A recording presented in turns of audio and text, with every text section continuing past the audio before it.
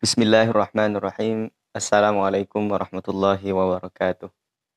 Alhamdulillah wassalatu wassalamu ala Rasulillah Sayyidina Muhammad ibni Abdullah la haula wala quwata illa billah amma ba'du.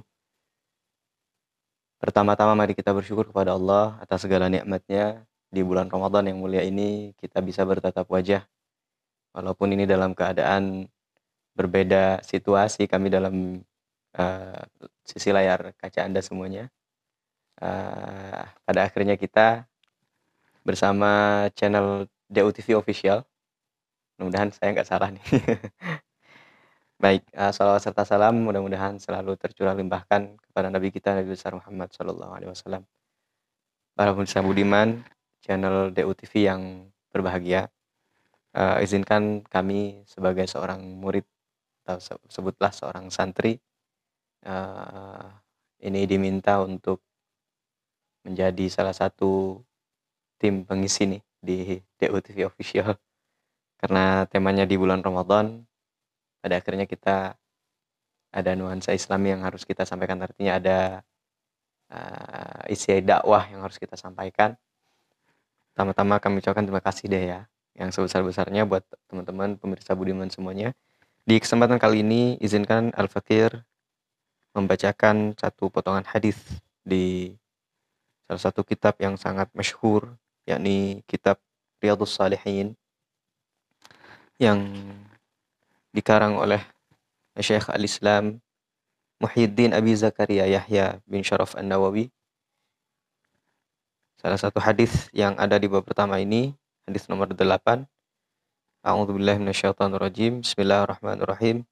Wa an Abi Sa'd bin Malik bin Sinan Al-Khudri radhiyallahu an, anna Nabi sallallahu alaihi wasallam qala kana fi man qablakum rajulun qatala tis'atan wa tis'ina nafsan fasa'alah an a'lami ahli al-ard فدل على راهب فأتاه فقال إنه قتل تسعة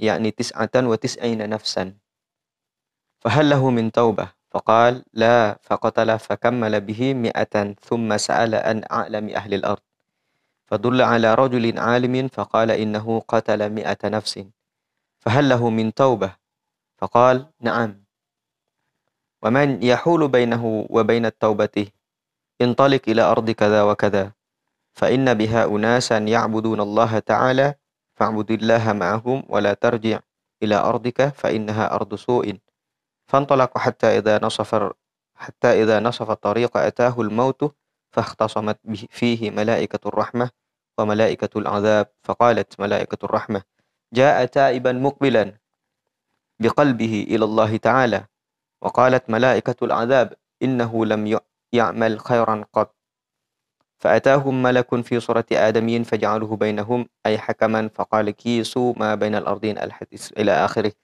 Saya tidak baca seluruhnya ini bahasa Arabnya karena agak panjang, tetapi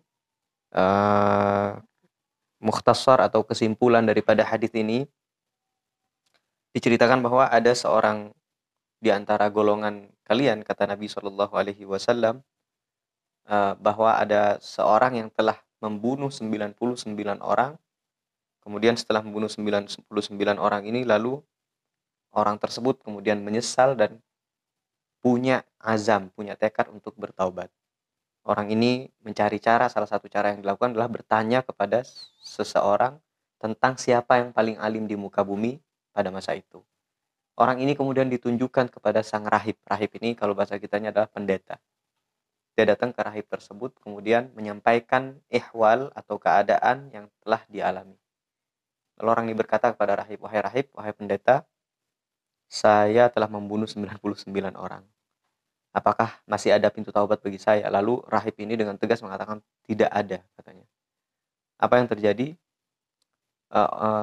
Pembunuh tadi yang telah membunuh 99 orang ini menghunus pedang, kemudian membunuh juga si rahib tersebut. Sehingga dikatakan, fakammala mi'ata nafsan.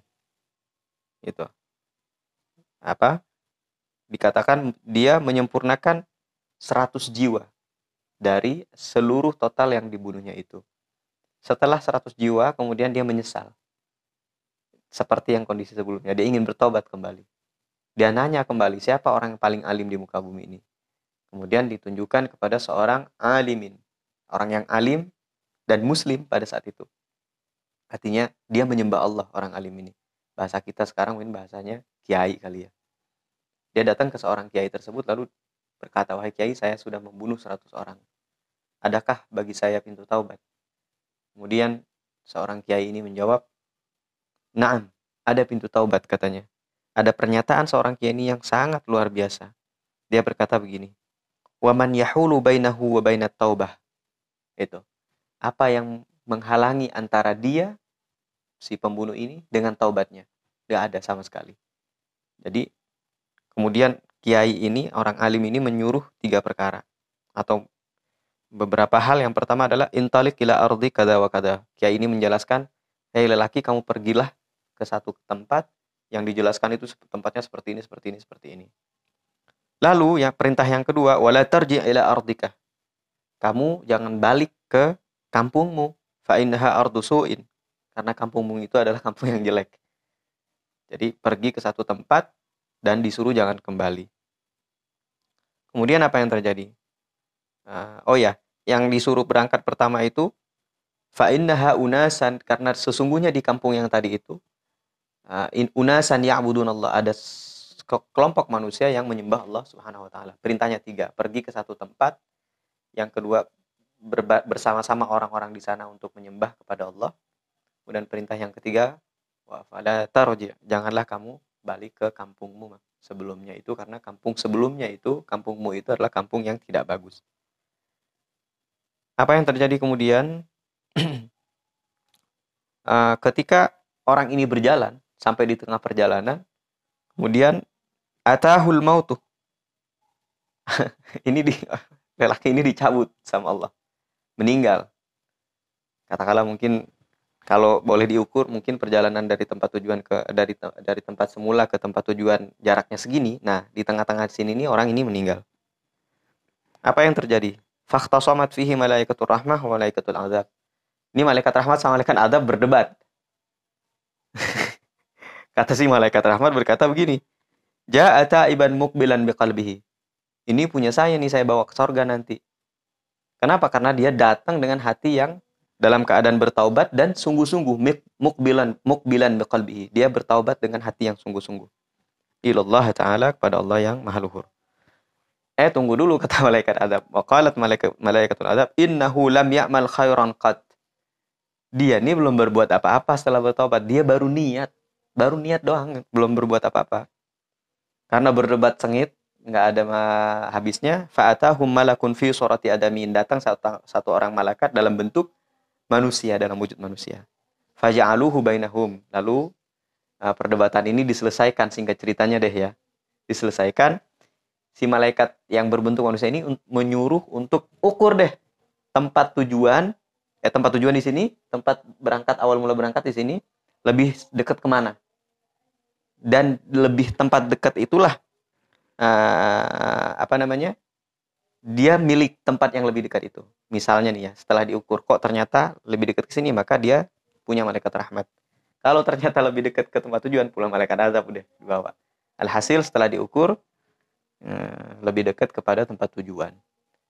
Apa makna daripada hadis kita yang kita baca di kesempatan siang hari ini adalah taubat itu mesti dilakukan sedini mungkin, sesempat mungkin. Baca istighfar. 10 hari pertama Ramadan ini luar biasa. Ada pintu ampunan yang lebar dibuka sama Allah Subhanahu wa taala. Taubat itu dilakukan dengan cara yang 3 tadi. Pergi ke satu tempat, dalam artian hijrah dari satu dari satu yang tidak baik ke tempat yang baik, atau kebiasaan yang tidak baik ke kebiasaan yang baik. Yang pertama, yang kedua, berkumpul dengan orang-orang yang selalu istiqamah berbuat baik. Kemudian yang ketiga, jangan balik ke perbuatan semula gitu. Ala kulli hal, terima kasih kami sampaikan. Allahu a'lam bishawab. Sebenarnya dari Allah Subhanahu wa taala, salahnya dari kami dari Al-Faqir. Hadanallahu iyyakum ajmain. Assalamualaikum warahmatullahi wabarakatuh.